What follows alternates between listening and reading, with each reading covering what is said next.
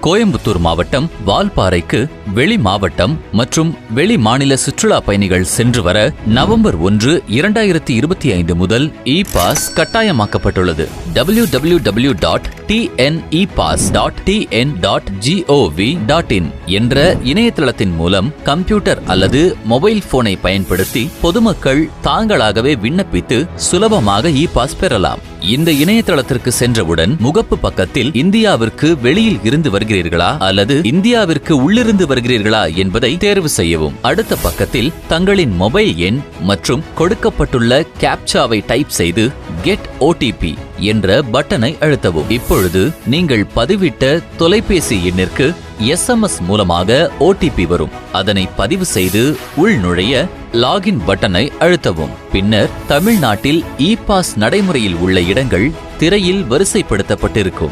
இதில் வால்பாறை என்பதை கிளிக் செய்யவும். இப்பொழுது திரையில் இ-பாஸிற்கான விண்ணப்பம் தோன்றும்.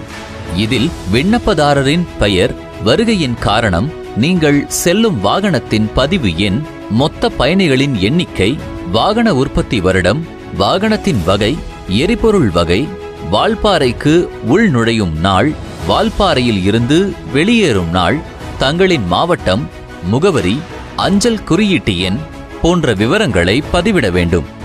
பின்னர் தங்கும் இடத்தின் வகைகள் கொடுக்கப்பட்டிருக்கும். அதில் தாங்கள் தங்கும் இடத்தினை தேர்வு செய்து சேருமிடம் முகவரி எனும் இடத்தில் அந்த இடத்தின் முகவரியை பதிவிட்டு சமர்ப்பிக்க எனும் பட்டனை அழுத்தவும்.